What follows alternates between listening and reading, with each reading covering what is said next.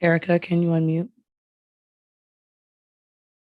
I'm sorry. Yes, keep going. Okay, so they basically went after Loki. Well, Loki went after them. Yes, of course. And we covered that a while back. Yeah. Now with Shaman, this Narya and Walter Langowski, Mhm. those were two deep storylines because, as you know, she's a member of Alpha Flight, but she's not human. She is literally a. Wasn't she like a? She's a god. She was from birth. Mhm. She's a. I guess you can say a goddess of the northern realm, because you know Alpha Flight basically the whole storyline for the most part takes place in Canada. Okay.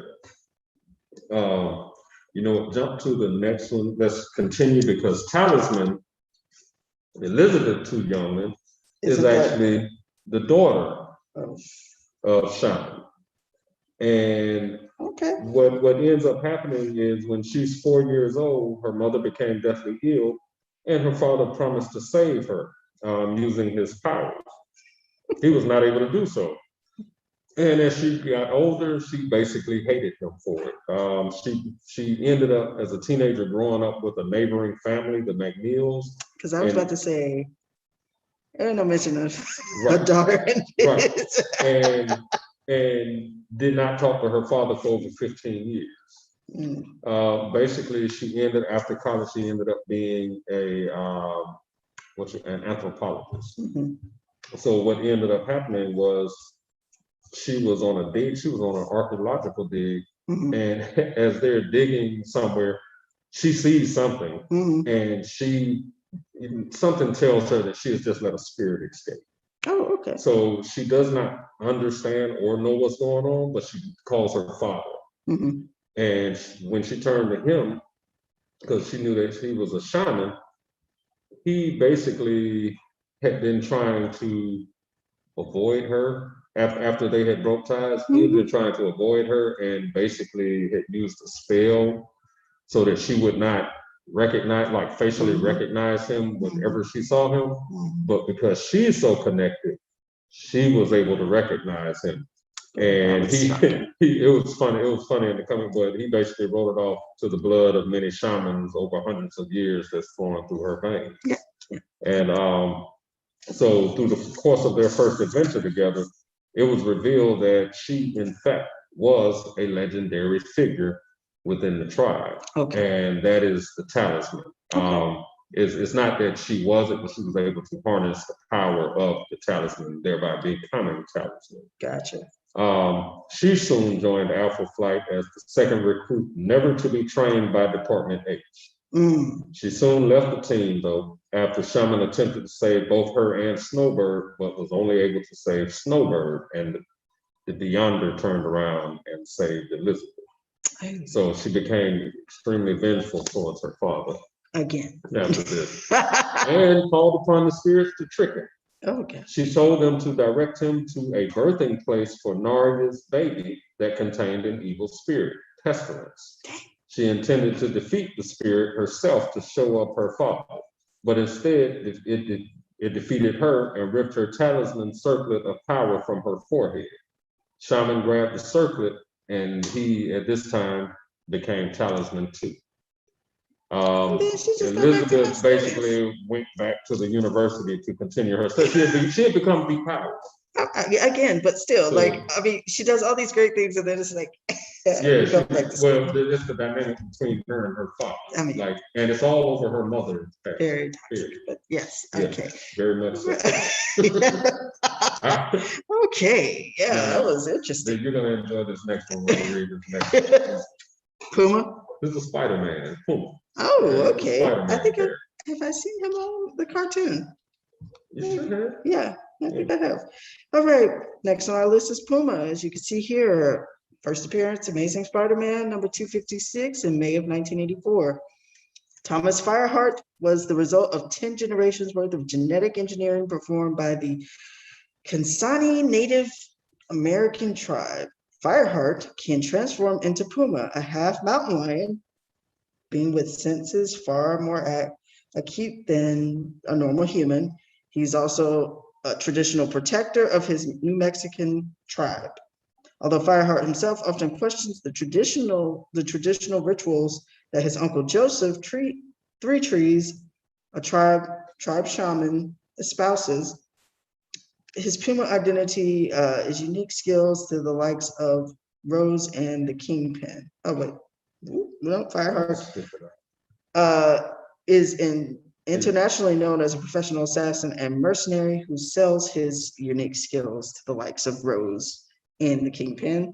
As CEO of Fireheart Enterprises, he is also internationally known for his civilian identity. Puma first crossed paths with Spider-Man when he was hired by Rose to remove the web slinger. The Rose later changed his mind, so they continued existing though Spider-Man was not considered a blight on Puma's professional record. Puma reached the status of harmonious entanglement with the universe and was imbued with immeasurable powers. However, doubting his own senses, Puma lost the mystical power just as he attacked the Beyonder. Puma sought Spider-Man's help when he discovered that his destiny to fight the Beyonder. Spider-Man refused, making Puma doubt himself and eventually fail in his quest against the Beyonder.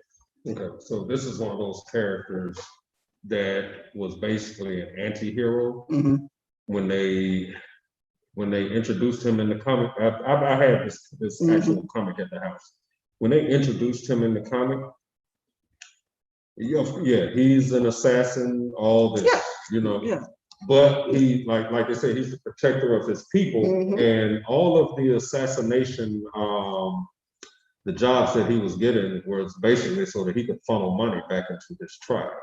Now, the thing with the Beyonder, he had a vision that he was supposed to fight and overcome the Beyonder, but as we all know, the Beyonder was an actual cosmic cube that had gained sentience. So poor little Puma was not going to fight the Beyonder, and Spider-Man actually just finished fighting the Beyonder because Spider-Man was one of the heroes that had been whisked away to Battleworld for Secret Wars. Oh, yes. So that's why he refused to jump into it with the Beyonder, because he was like, you do not understand the forces that you're dealing with. Yeah.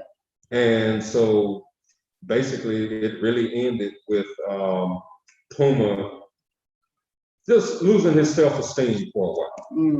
You know what I'm saying? And dropping off the map. Pretty much. Gotcha. All right, last on our list here. Okay, Black Crow.